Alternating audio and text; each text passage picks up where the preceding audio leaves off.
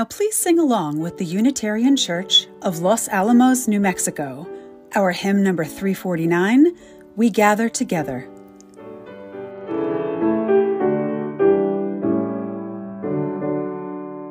We gather together in joyful thanksgiving, acclaiming creation whose bounty we share. Both sorrow and gladness we find now in our living. We sing a hymn of praise to the life that we bear. We gather together to join in the journey, confirming, committing our passage to be as true affirmation in joy and tribulation. When bound in care and hope, then we are free.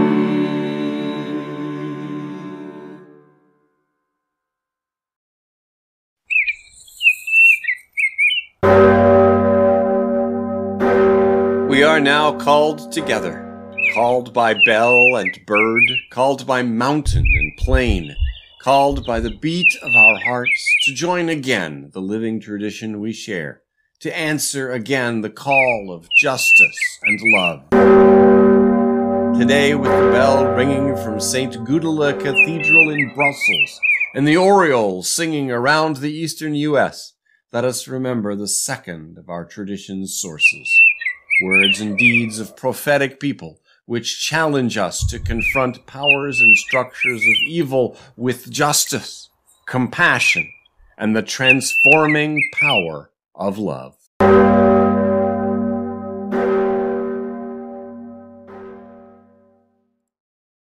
Good morning. Welcome to Community Unitarian Universalist. I'm the Reverend Meredith Garmon, minister, coming to you live from our congregation's sanctuary in what was formerly Lenape territory and is now called White Plains, New York. Tracy Brenneman, our director of religious education, is off today. Adam Kent, our music director, is also off today and coming to us through the magic of pre-recording.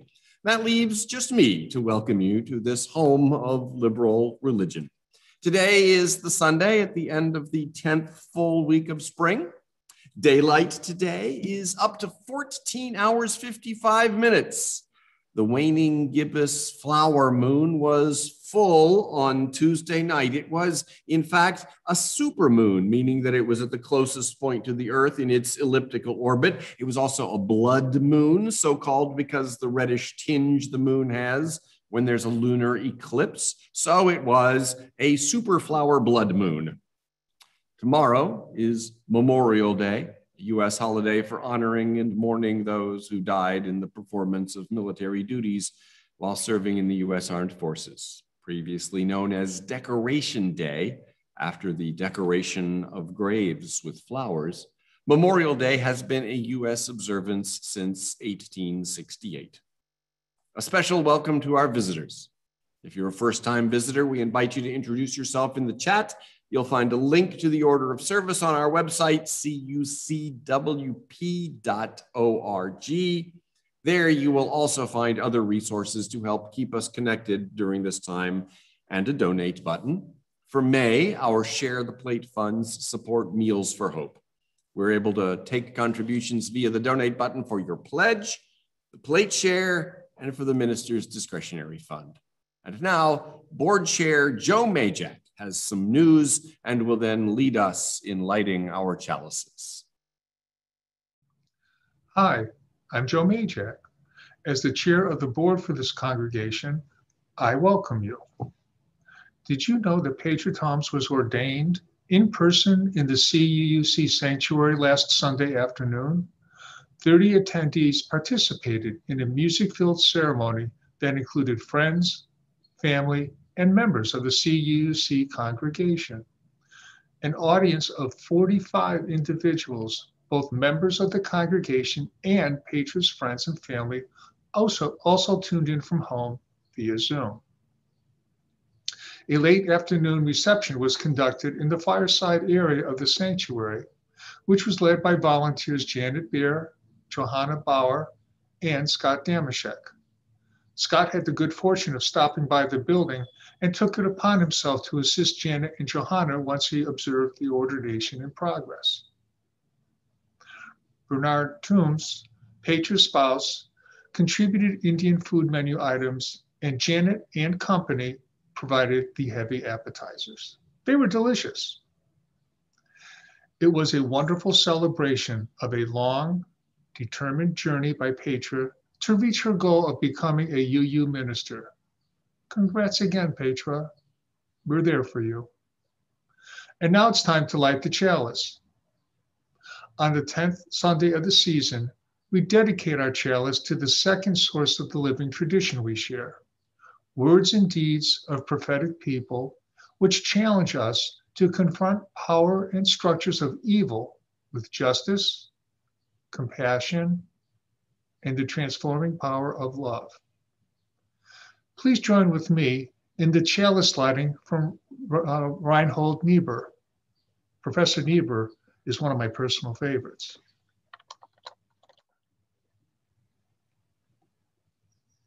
Nothing worth doing is complete in our lifetime. Therefore, we are saved by hope. Nothing true or beautiful or good makes complete sense in any immediate context of history. Therefore, we are saved by faith. Nothing we do, however virtuous, can be accomplished alone. Therefore, we are saved by love. No virtuous act is quite as virtuous from the standpoint of our friend or foe as from our own. Therefore, we are saved by the final form of love, which is forgiveness.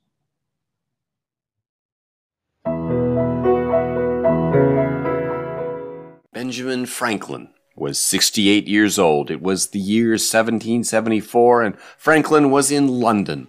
America had not declared its independence, and Franklin was in England in what we now know was the vain hope of influencing England to be more considerate of the needs of its settler colonialists. While he was there, Franklin heard about a new church that was forming, the first of its kind, called Unitarian. The church's opening had not been advertised, but word of mouth reached the American visitor, and when he showed up for the service on April 17, 1774, some 200 people were also in attendance, dissatisfied members of the Church of England, aka Anglican Church. So it was that Benjamin Franklin was there for the first worship of the first avowedly Unitarian congregation in England, 200 years after Unitarian churches had been established in Transylvania and Poland. Early Unitarianism in Britain is less a stream than a series of unconnected whirlpools, but it seems here to have at last found its footing. Theophilus and Hannah Lindsay and a few friends had rented an auction hall on Essex Street, fitted it as a chapel. Theophilus, then age 51, had just left the Anglican ministry, and he led the service using an unconventional liturgy and without wearing the customary clerical vestment. He preached about the need for a harmonious spirit in religion, which seems to be a particular concern of those who have recently split off. The congregation prospered from the start. Within 3 years, they purchased and remodeled the Essex Street property to provide a large chapel above and living quarters below. The time, it seems, was ripe for just such an innovative institutional expression of Christian faith.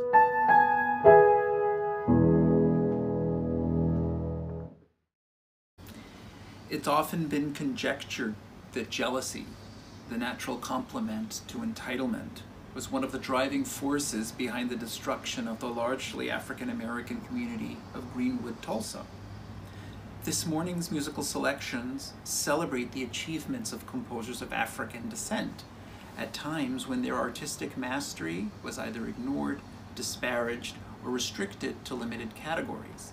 Margaret Bonds from Chicago was one of the great women composers of the last century. Her Tang American is a work recently discovered among her papers, published only this year.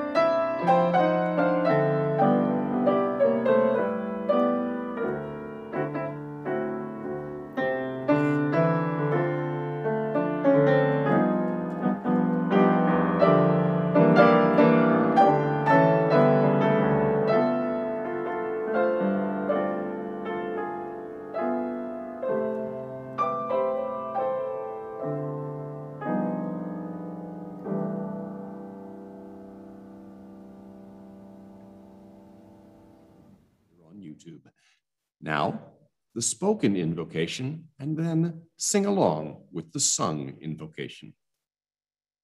For calling the spirit back from wandering the earth in its human feet, by Joy Harjo. Put down that bag of potato chips, that white bread, that bottle of pop. Turn off that cell phone, computer, and remote control. Open the door, then close it behind you. Take a breath offered by friendly winds. They traveled the earth gathering essences of plants to clean. Give it back with gratitude. If you sing, it will give your spirit lift to fly to the stars, ears, and back. Acknowledge this earth, who has cared for you since you were a dream, planting itself precisely within your parents' desire. Let your moccasin feet take you to the encampment of the guardians who have known you before time, who will be there after time. They sit before the fire that has been there without time. Let the earth stabilize your post-colonial insecure jitters.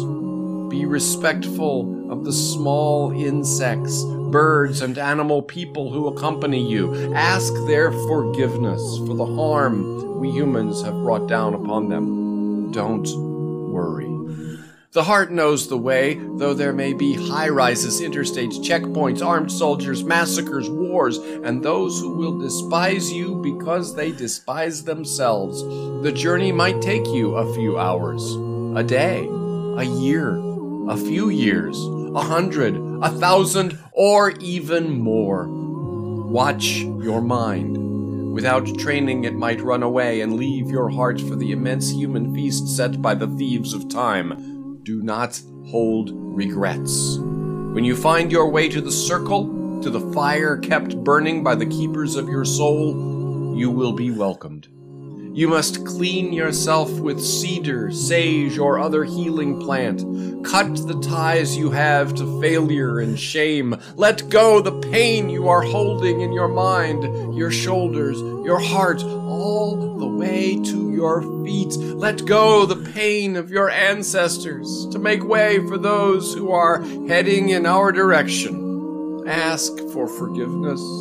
Call upon the help of those who love you. These helpers take many forms: animal, element, bird, angel, saint, stone, or ancestor. Call your spirit back. It may be caught in corners and creases of shame, judgment, and human abuse. You must call in a way that your spirit will want to return. Speak to it as you would to a beloved child. Welcome your spirit back from its wandering. It may return in pieces, in tatters. Gather them together. They will be happy to be found after being lost for so long. Your spirit will need to sleep a while after it is bathed and given clean clothes. Now you can have a party. Invite everyone you know who loves and supports you. Keep room for those who have no place else to go. Make a giveaway. And remember, keep the speeches short. Then you must do this. Help the next person find their way through the dark. Please sing along now our sung invocation, Spirit of Truth.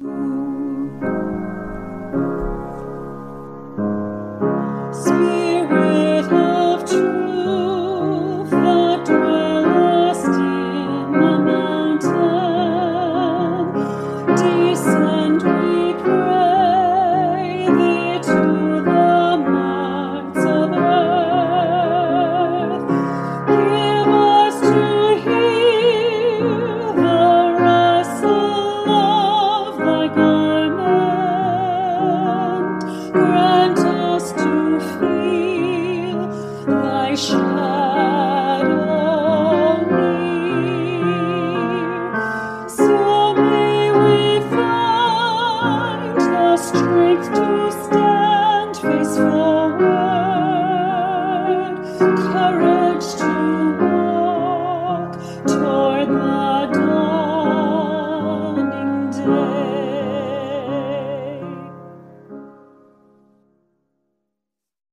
The mission of Community Unitarian Universalist Congregation is the covenant of this congregation.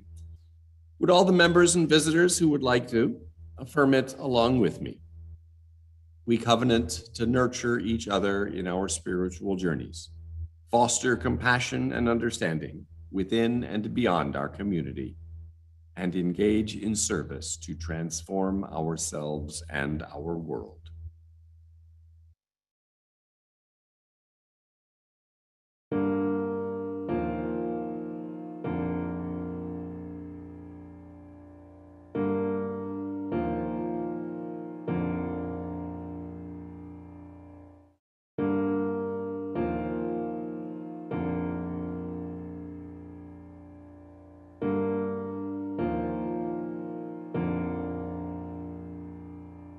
Have you ever felt like nobody was there?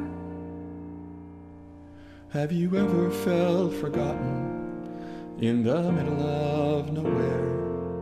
Have you ever felt like you could disappear? Like you could fall and no one would hear?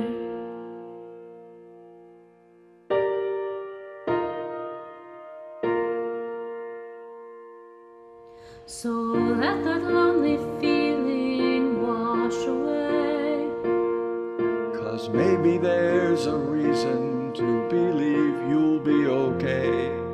'Cause when you don't feel strong enough to stand, you can reach out your hand. And someone will come running, and I know they'll take you home. even when the dark comes crashing through, when you need a friend to carry you, and when you're broken on the ground, you will be found.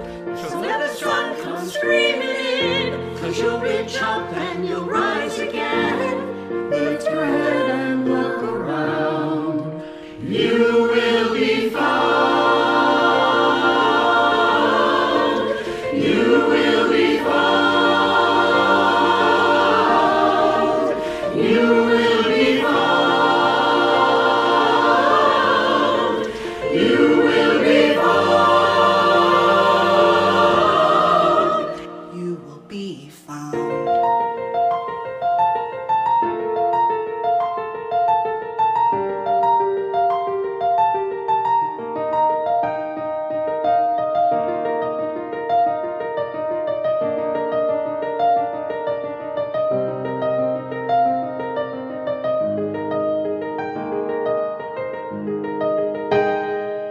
There's a place where we don't have to feel unknown.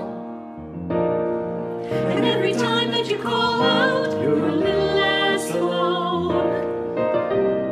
If you only say the word, from across the silence, your voice is heard. Oh, Someone will come running oh, to take you home. to take you home. Someone will come running to take you home. Take you home. Even when the dark comes crashing through, when you need a friend to carry you, when you're broken on the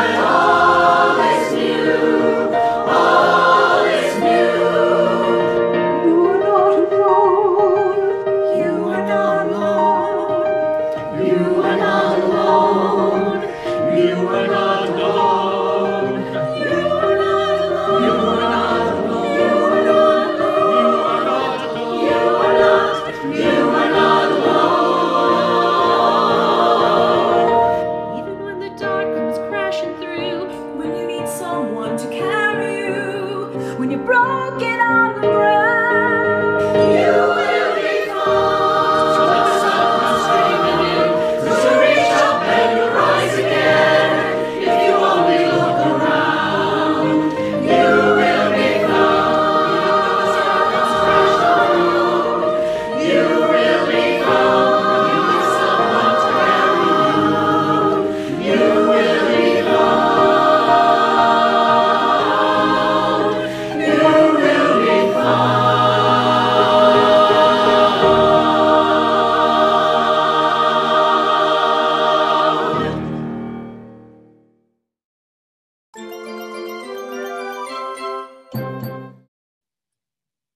Unspeakable, The Tulsa Race Massacre by Carol Boston Weatherford and illustrated by Floyd Cooper.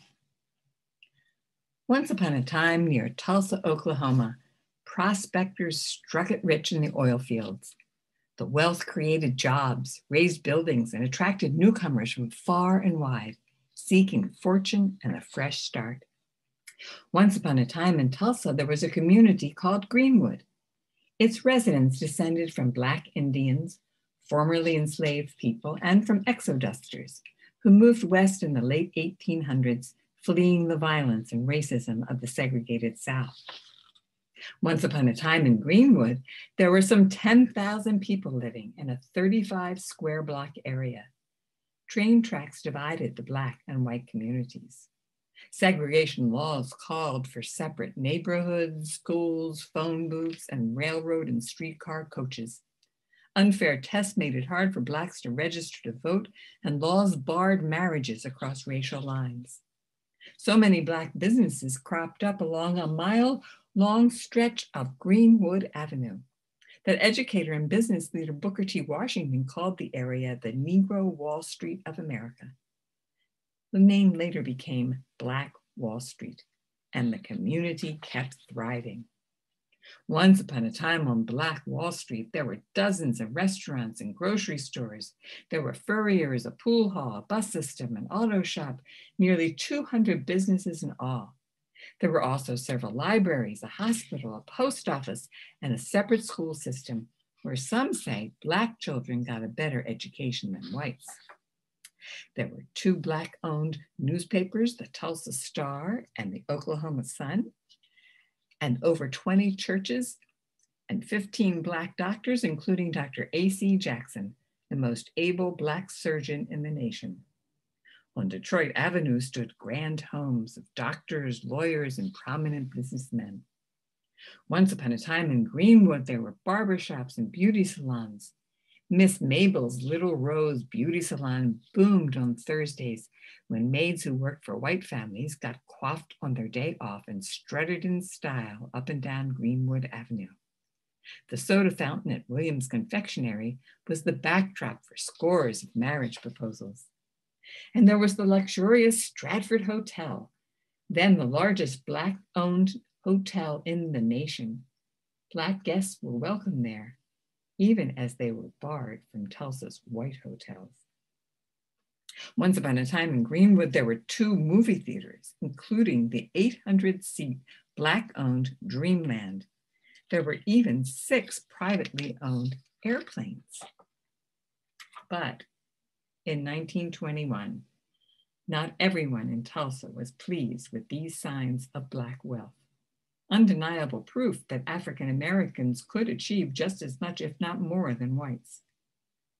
All it took was one elevator ride. One 17-year-old white elevator operator accusing a 19-year-old Black shoeshine man of assault for simmering hatred to boil over.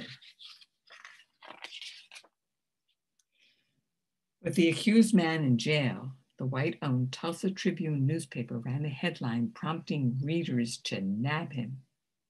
Fearing the man would be lynched, killed by a mob before his trial, 30 armed Black men rushed downtown to his rescue. At the jail, they faced off with 2,000 armed whites. On May 31, 1921, one day after Memorial Day, a holiday honoring fallen soldiers, skirmishes between the 2 groups left 2 Black men and 10 white men dead. but the worst was yet to come. Unable to get to the jailed suspect, the white mob sparked rumors that the Black community planned to attack.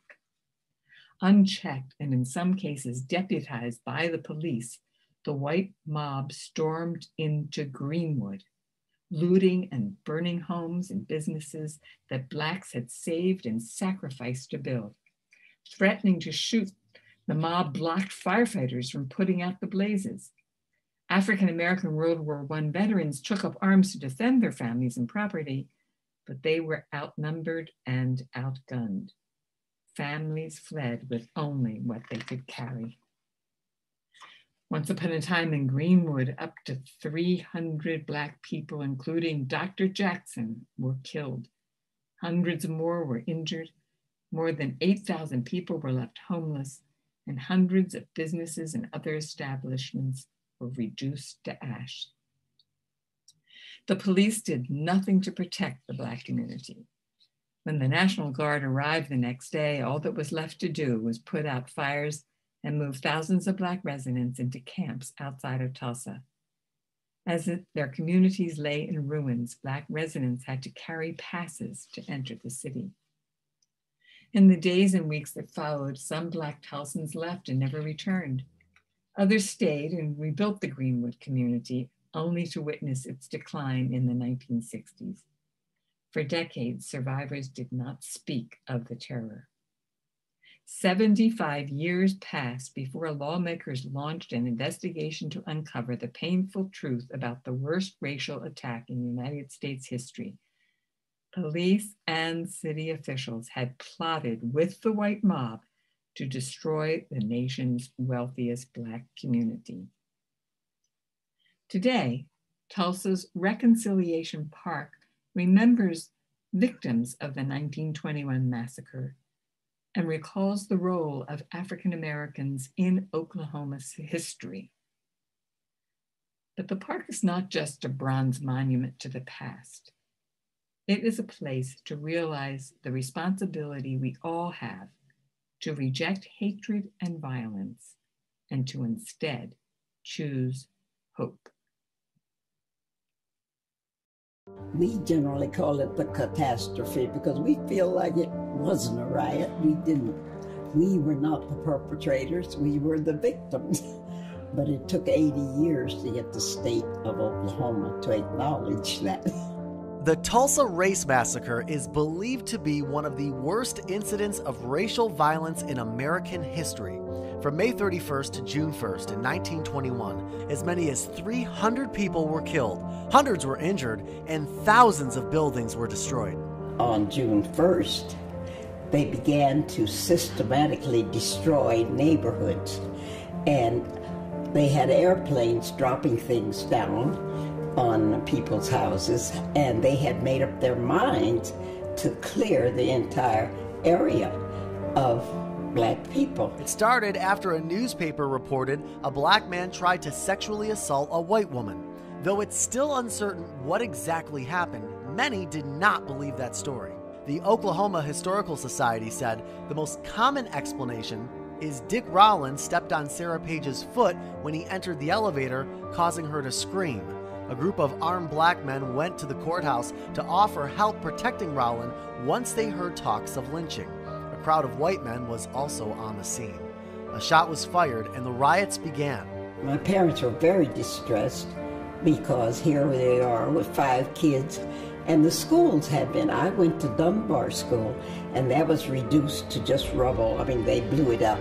Crowds of white rioters went to the Greenwood district, known as Black Wall Street.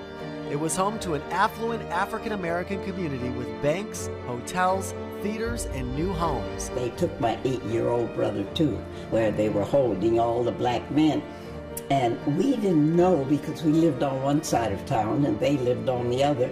We thought they were locking up the non-Blacks too.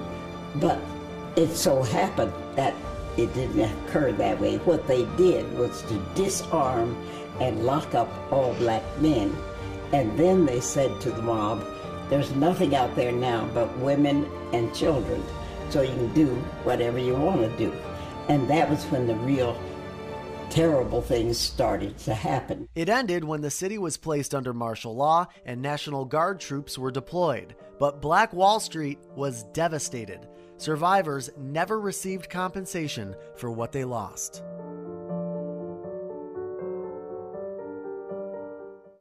Good morning. This moment in today's worship service is brought to you by the In the Spirit of Truth Racial Justice Task Force. The person testifying in the video that you just saw, Dr. Olivia Juliette Hooker, was an extraordinary woman who lived among us in Westchester County for many years. We thought that should you not have known her, you might like to be introduced to this woman, the embodiment of determination and resilience, who rose like the phoenix from the horror of cruel racism. Daughter of a successful businessman in the Greenwood section of Tulsa, Oklahoma, at age 6, she survived one of the worst, if not the single worst, incidents of racial violence in United States history 100 years ago. She and her siblings sat under the floor-length cloth draping the old oak table where their mother had hidden them, while men, behaving unlike any she had ever seen, forcibly entered her home, pillaged and destroyed her family's belongings, and without explanation took her 8-year-old brother with them when they left. Olivia lived with these memories, but she did not let them get in her way.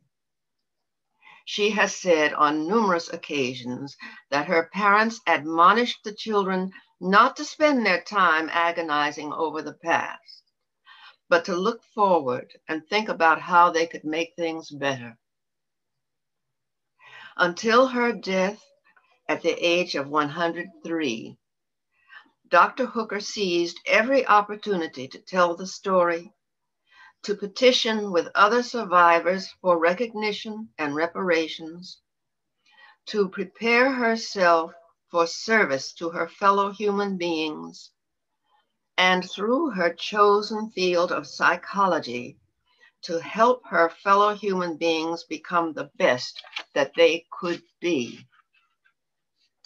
With a bachelor's degree in education from Ohio State University, acquired during the Great Depression, Olivia taught 3rd grade for 7 years.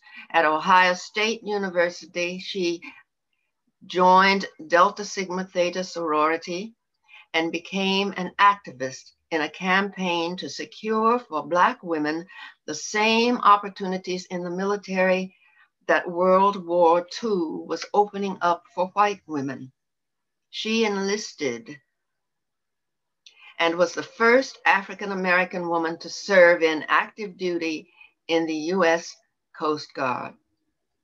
With her GI Bill benefits, she earned a master's degree in psychological services from Columbia Teachers College. She was the only woman, only African-American, and the eldest among a cohort of 13 students during her doctoral studies in clinical psychology at the University of Rochester. Her research was in learning abilities in children with Down syndrome. From then on, Dr. Hooker's doctorate in psychology was manifest as teacher, mentor, and clinician, and was devoted to helping people with intellectual and developmental disabilities. She was senior psychologist at Bedford Hills Correctional Facility here in Westchester. At the Albion Correctional Facility in upstate New York, she brought about changes of which she was very proud in the image of the residents in the eyes of the staff, who assumed that these women were all severely learning disabled. Dr. Hooker taught them how to approach their charges with an open mind, ultimately increasing the likelihood that these women would pursue education and employment following their release. Dr. Hooker served for 22 years as Director of Psychology and Associate Administrator at New York's Kennedy Child Study Center, whose purpose is to assist children who experience significant delays in learning. During the same 22-year period, as Senior Clinical Lecturer and Honors Professor at the Graduate School of Arts and Sciences of Fordham University, she mentored and inspired students of color in particular. During 10 years at the Fred S. Keller School for Behavioral Analysis, a preschool that offers early intervention for children with developmental disabilities, she evaluated psychology candidates for work in special schools, such as this one, and supervised school psychology interns. Dr. Hooker retired at the age of 87. Widely respected in her field, Dr. Hooker delivered papers on child assessment in many United States cities, in Rome and Bologna, Italy, and in Egypt. Among her many well-deserved honors are those awarded by the U.S. Coast Guard. The Coast Guard dining facility on Staten Island and a training center within Coast Guard headquarters were named in her honor. The Coast Guard has announced that a new fast response cutter is to be named the U.S.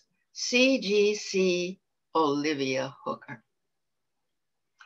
Dr. Hooker graciously volunteers her time, energy, and loving presence to organizations in her home community and elsewhere. Whether it was to tell her compelling story or to provide a needed service or moral support, she was a calm, patient presence within our building as well. On numerous occasions, I had the pleasure of working with her in the NAACP ACTSO program, for which she served many years here at home and with the national program, adjudicating a competition for African heritage high school students. Barbara Mayer makes note of Dr. Hooker's support of the Martin Luther King Jr. Institute for Nonviolence, where Dr. Hooker donated many of her books to the Freedom Library, including a new copy of a children's book about herself called Tulsa Girl. It's an adorable picture book.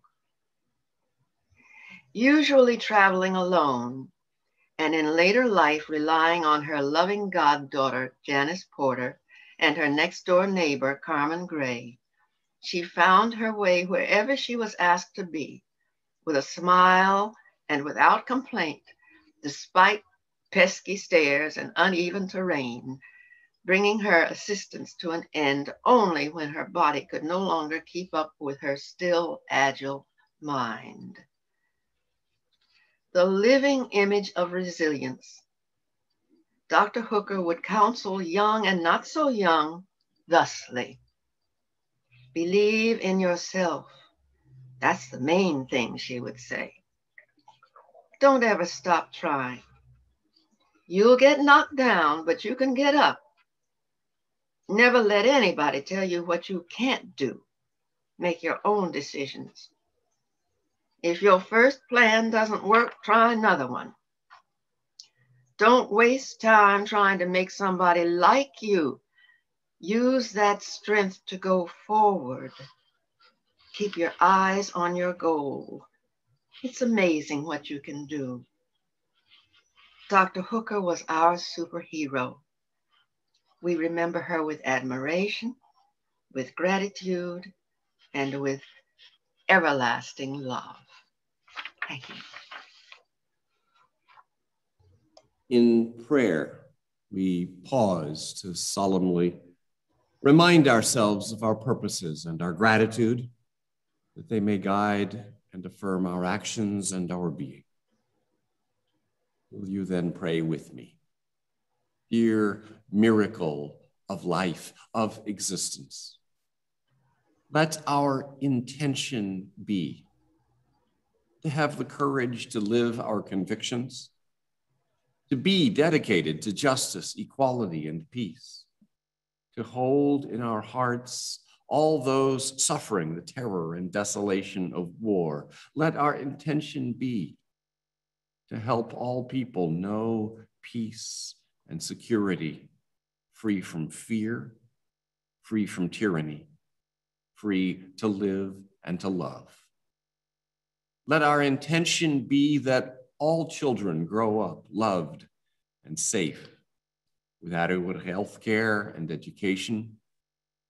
Let our intention be compassion, imbued with sympathetic concern, sharing the joys and sorrows of others, actively wishing that beings not suffer, wanting to help. Thus do we pray for ourselves, for our families, our neighbors. Dear all that is holy, as long as our lungs take in the drafts of this world and give back our exhalation, let our hearts hold the memory of those who cared for us and are gone, the afraid, the hungry, the sick, the pain, or those at war, the persecuted or oppressed, and those whose spirits feel crushed. Thank you, life, for the love we have known, that we have been able to give love and blessed to receive love. Thank you, life, for the communities of memory and hope in which we participate. Thank you, life, for this day and the chance to live it. We ask of ourselves the mindful intention to delight in what is good, to confront what is cruel, and to heal what is broken. So for all that has been said and all else that we are holding today in our hearts, we observe a moment of silence.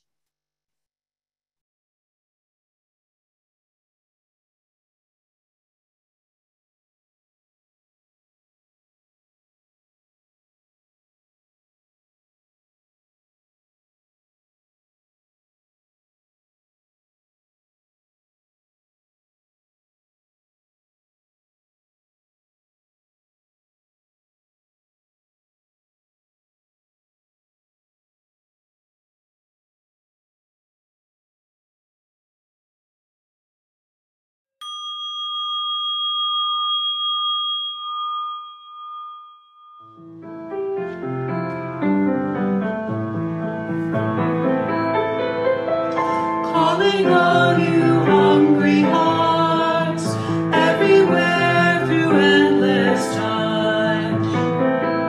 You who wander, you who thirst, I offer you this heart of mine. Calling on you, hungry spirits, all the lost and the left behind. All I can, I'll share with you, your joy and your sorrow, I make it mine.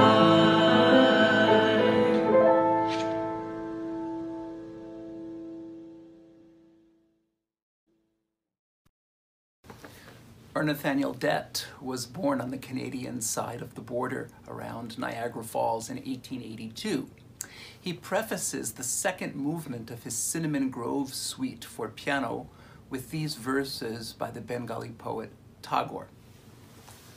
When thou commandest me to sing, it seems that my heart would break with pride, and I look to thy face, and tears come to my eyes.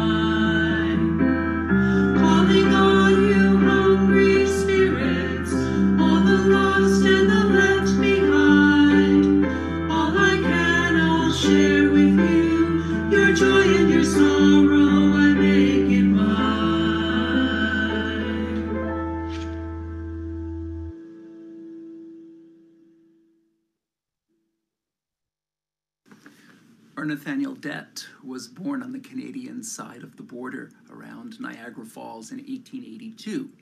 He prefaces the second movement of his Cinnamon Grove Suite for piano with these verses by the Bengali poet Tagore. When thou commandest me to sing, it seems that my heart would break with pride, and I look to thy face, and tears come to my eyes.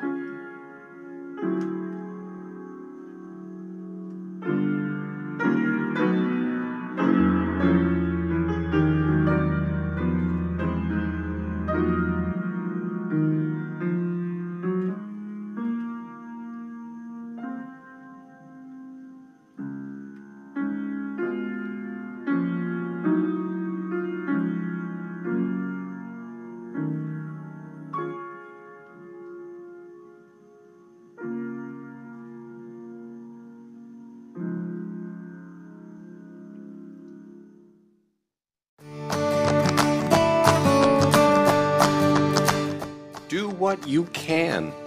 That's a slogan you probably already employ, a double reminder to act as you're able and not worry about what you can't change. But there's a psychological phenomenon called learned helplessness. Learned helplessness can be powerful. Elephants can be induced to stay tied with a rope they could easily break. Google it, learned helplessness. The flip side is to let go of what you can't change. Focus on what you can do for yourself to bring more joy and compassion into your life and less reactivity. And for the world, such as bearing witness to the suffering of others and letting it move your heart, staying informed and looking for opportunities to make a material difference, such as helping at a homeless shelter. So ask yourself, how could I pull my time, money, energy, attention, or worry away from stones that will never give blood or houses built on sand, and instead shift these resources to where they will actually make a difference? Challenge assumptions like, oh, I just couldn't do that. Are you sure? Nkosi Johnson, a child in South Africa, was born with HIV and died when he was 12. Yet before his death, he was a nationally known advocate for people with AIDS. His mantra, as he called it, was, do all you can with what you have, in the time you have, in the place where you are. For more about this, see the post at cucmatters.org. The link is in your eCommunitarian. Please sing along with the Foothills Unitarian Church in Fort Collins, Colorado. Our hymn number 1015, I Know I Can. Days we jog the storms, and burdens weigh my heart.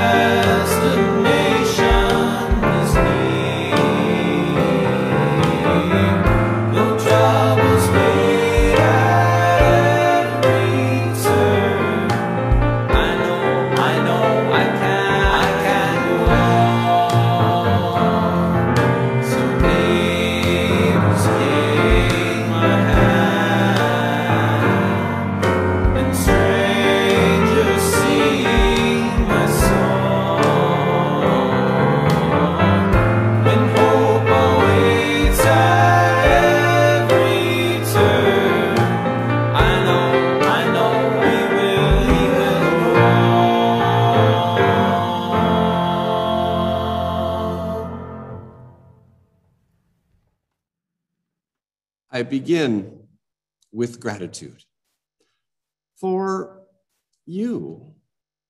Thank you so much for logging in, for Zooming in, to be a part of this service this morning. Thank you for showing up today to say by your presence that you will remember, that you will bear witness, that you will stand with our neighbors, that you will recognize the legacy of Tulsa is your legacy too, whatever your race. Thank you for being Unitarian Universalists, living from the recognition that siding with love is what we are on this earth to do, not because we have been assigned some grim duty, but because compassion is the joy of life. I got an email this week from someone who had heard that our service today would commemorate the 100th anniversary of the Tulsa Race Massacre. Why do you feel the need to focus on the failings of the past, inequity, death, and destruction? It asked. The writer then, it seems to me, answered that question, writing, many of us, maybe most of us, come to church to be uplifted and inspired. I at least hope to walk away each Sunday with a bit more hope and a reminder that love and goodness will save us from the misery of the human condition that is all around us. To that I say, may it be so. Amen. And that is exactly why we focus as we do. That's why we remember. For in remembering, we give love and goodness half a chance to save us. Thank you for being here today, for the uplift and the inspiration. Attending to one another's wounds is how we embody the love and goodness that will save us. Being Unitarian Universalist, being human, has taught me that connecting with people, with their joy, with their pain, is the greatest joy that this life has to offer. And that what's dreary and gray and depressing is turning away, disconnecting, dissociating. Remembering is so important for our own well-being, for our sense of hope in what would otherwise indeed be the misery of the human condition. We have gathered here today to hear the story, to share together this story. And what an inspiring thing that is. Maybe you've been reading or watching some of the many articles and news stories and documentaries about what happened in Tulsa. It was on the front page of the New York Times this morning. What happened to that community of some 10,000 African Americans called Greenwood on May 31st and June 1st, 100 years ago. Or maybe the stories we heard this morning, the story by Carol Boston Weatherford that Ann Nathan read, or the testimony by Dr. Olivia Hooker and Mary Cobb's reflections on that, come as news to you in whole or in part. Either way, here we are bearing witness to that story together, facing reality together so that we can move forward together, so that we can be grounded together in historical memory that shines meaning and purpose on what we do today. What we memorialize shapes who we are, becomes a part of our meaning and purpose. And that's true whether we are memorializing Confederate generals or, better, memorializing the sacrifice of decent people who had made a thriving community under difficult conditions. I am so grateful to you for coming into this space with me, to be filled with the hope that we can do better than try to forget it ever happened.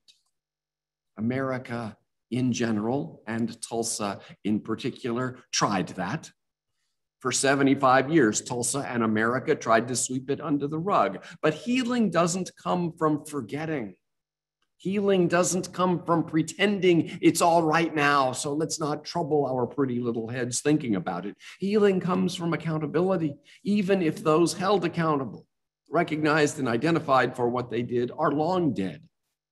We remember the past so that it won't happen again. That's the answer that most readily springs to mind for many of us. But what is this it that we want to prevent from happening again? The exact details of the destruction of Greenwood 100 years ago, of course, won't happen again.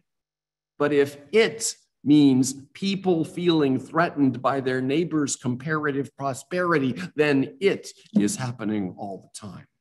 If it means some people's sense of worth depends on keeping other people downtrodden, then yeah, it can happen again. History, as Mark Twain put it, never repeats itself, but it rhymes. That we gather together to tell and retell the old stories.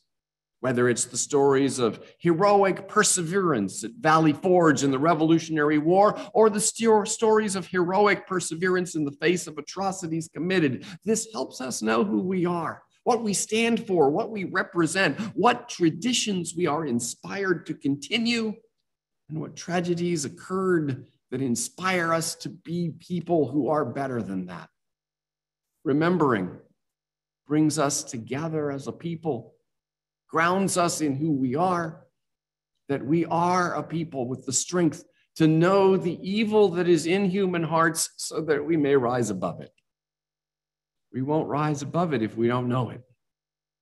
And the possibility of rising above it is the only real uplift, the only real inspiration there is. Thank you for being who you are, for making this community where we help each other understand that, where together we grow deeper in living out of that understanding. Serving you, serving our community, helps me grow deeper in that understanding. And I'm so grateful. One aspect of the understanding I'm talking about is grasping that grieving is necessary.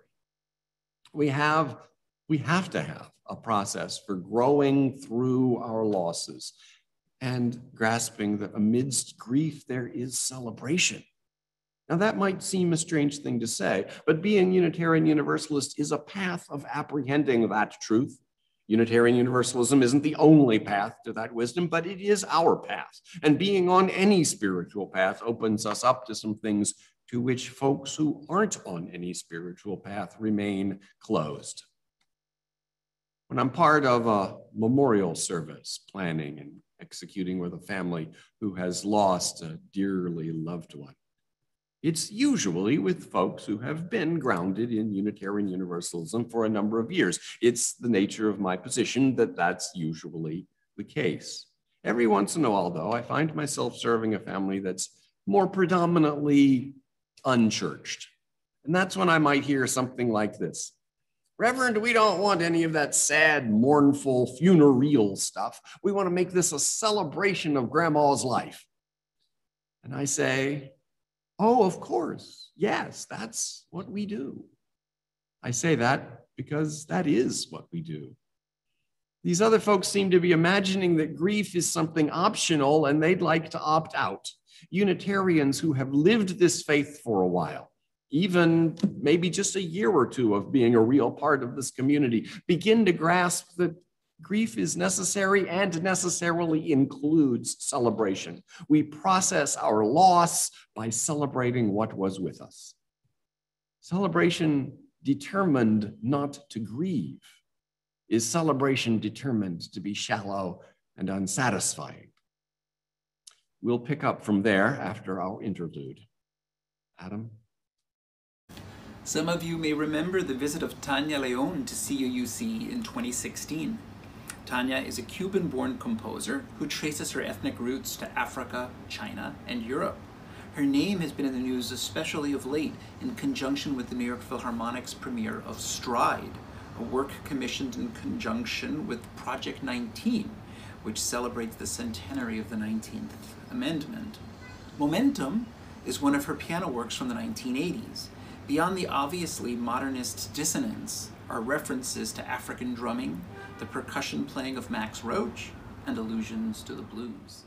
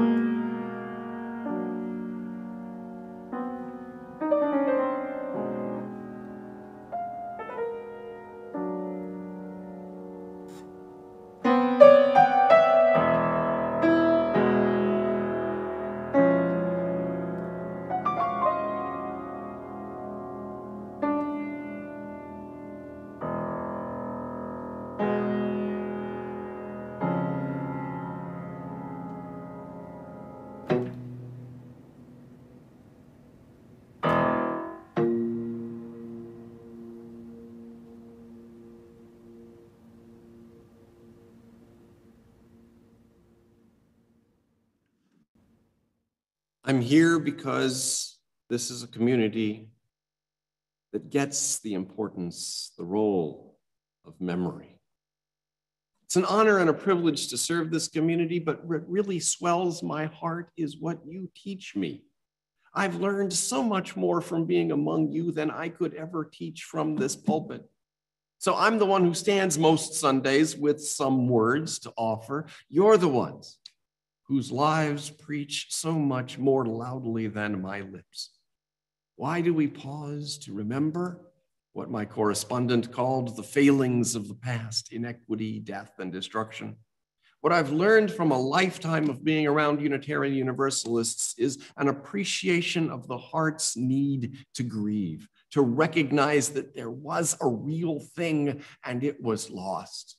There were African Americans who came out of enslavement, who were living in the midst of virulent hostility, and they carried on. They were able to build hotels and restaurants and doctor's offices and stores where a customer could get Arrow shirts, Kuppenheimer suits, Florsham shoes, and Stetson hats, the good stuff. It was a thriving business district. It was a model that this country could have built upon to move toward equality. And it was lost. The people of Greenwood rebuilt against a city power structure that was doing all it could to prevent rebuilding, that was quite explicit in their desire that there not be a black part of Tulsa. They rebuilt against all the odds against them. And we have to grieve that loss, and in grieving, celebrate the achievement of those men and women. We remember because we're a community of memory and hope. For any community that really is a true community is a community of memory and hope. Our lives have meaning in a community. Community sees you, knows you, will grieve your passing and celebrate you. Celebrate the obstacles you overcame. Your life matters. The 300 people killed in Greenwood 100 years ago, the 10,000 whose homes and churches and schools and businesses were destroyed, their lives mattered too. A life matters by making other lives matter. Our lives today, whatever our race, would matter less if we didn't retell the Tulsa story of a century ago, didn't share together as we have this morning that story of lives that matter. In telling it, we make those lives matter to us and thereby discovering the mattering of our own lives today. Another reason we remember is to celebrate that we as a people survived even this. A horrible thing happened to both Black folks and white folks in Tulsa 100 years ago. The Black folks lost lives and property. The white folks lost their minds and their hearts. In the one case, the loss exploded upon a community in a 24-hour period. In the other case, the loss had been eaten away by centuries of institutionalized presumptions of white supremacy. For both losses, a reckoning and healing is needed. That we are able to tell the story now, that we as a nation are rebuilding our consciences, rebuilding our recognition that we are all siblings is so important. One of the documentaries about the event that you'll find available on the internet is that one that's put out by the Tulsa Public Schools. The public school system in Tulsa is putting resources into teaching this after 75 years of adamant silence. One of the things you'll see repeatedly in many of the reports and documents about the Tulsa Race Massacre is people who grew up in the 50s, 60s, 70s, and 80s, who grew up often in Tulsa, describing when they first learned that this massacre happened. They first heard about it in adulthood and were stunned that they'd never heard of it before. There's been a real effort in recent years to bring these events to light, and in so doing, allow really a whole nation a chance for healing grief, that lives were lost, that a community was destroyed, that a majority of our country could feel so threatened by their neighbor's prosperity. The seeds that produced past wrong are ever within the human breast. They're in here. Resentments, irrational blame. If we pay attention to them, we prevent them from festering. The seeds that produced the Tulsa Massacre 100 years ago sprout today. They sprout in the anti-Asian sentiment blossoming because of the desire to blame someone else for the pandemic. If we tell the stories of how resentment has exploded in the past, we cultivate an attention that reduces the sprouting of those seeds now. Our national dialogue, sadly, continues to be rife with resentment and blame. If we keep before our eyes the clearest examples of where resentment and blame produced unspeakable tragedy, it helps us turn away from today's resentment and blame before it becomes more tragic than it is. A recent study from the Center for the Study of Hate and Extremism at Cal State University, San Bernardino, found that while overall rates of hate crime in the country decreased 7% in 2020, anti-Asian hate crimes surged 149%. Nearly 3,800 anti-Asian hate incidents were reported between March 19, 2020 and February 28, 2021. Failings of the past provide us with the tools to address the failings of the present. And it's not like anti-Black hate crimes are all done with. We have Memorial Day because we know it's important to remember. There were good people who died, whose community was utterly wrecked. Let them not be forgotten. Remember them? Aye, while memory holds a seat in this distracted globe. For in that memory, evil's triumph is not final. In that memory is the uplift that raises our chins, that lifts every voice to sing, that raises our rejoicing unto the listening skies. In that memory, we break open to the faith that the dark past has taught us. Holding that memory, we turn to face the rising sun of our new day begun. In that memory, we come to perceive that love and goodness just might save us from the misery of the human condition. Breathes there a one with soul so dead as to be impervious to the inspiration of the call to beloved community that grows out of the vivid living memory of failings of the past, memory of the inequity, death, and destruction that we today resolve to overcome? I've just alluded to and paraphrased Shakespeare, James Weldon Johnson, and Sir Walter Scott. Let me close with allusion to Lincoln and the soaring words of the Gettysburg Address. You see, the good people who made a rich life in Greenwood only to see it destroyed 100 years ago struggled and rebuilt. Their lives, their struggle, as much so as soldiers who died on a battlefield, consecrated our nation. It is for us, the living, to be dedicated to the unfinished work which they so nobly advanced, dedicated to the great task remaining before us, that from these honored dead we take increased devotion to that cause for which they gave the last full measure of devotion. We then highly resolve that these dead shall not have died in vain, and this nation shall have a new birth of freedom. May it be so. Amen. I invite you to rise in body or spirit for our closing hymn, number 149, Lift Every Voice and Sing. Please join in with the students of Elijah Stroud Elementary School for the first verse, then with the Grace Baptist Church Cathedral Choir in Mount Vernon, New York. Lift every voice and sing till the heaven ring. Ring with the harmonies of liberty. Let our rejoicing rise high as the listening skies. Let it resound loud as the rolling sea.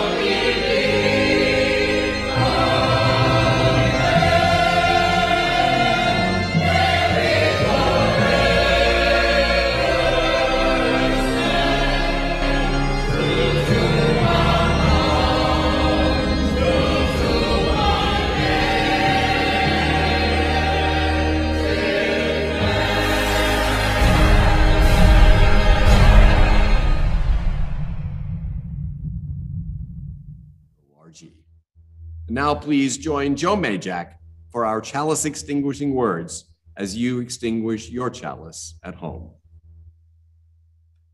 Please say with me these words as we extinguish our chalices. The prophet's challenge to confront harm, to respond with justice, compassion, and the transforming power of love. That is now our resolve.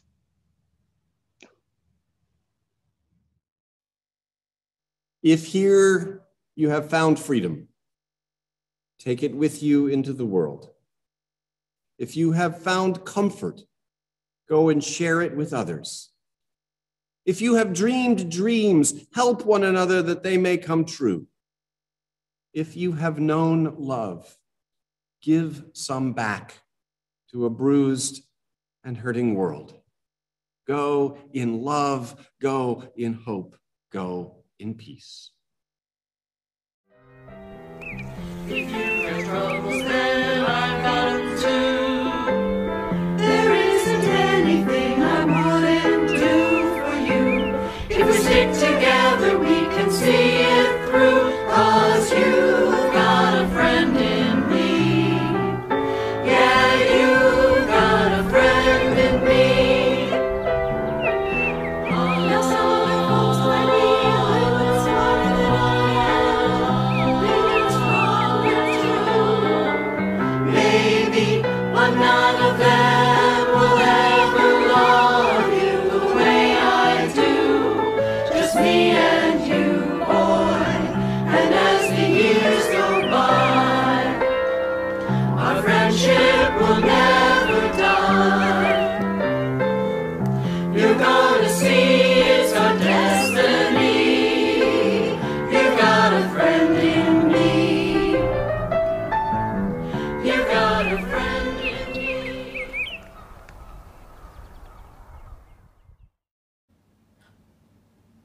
Val Capers, one of our favorite musical guests at CUUC, was the first blind graduate of the Juilliard School. This is her tribute to Thelonious Monk.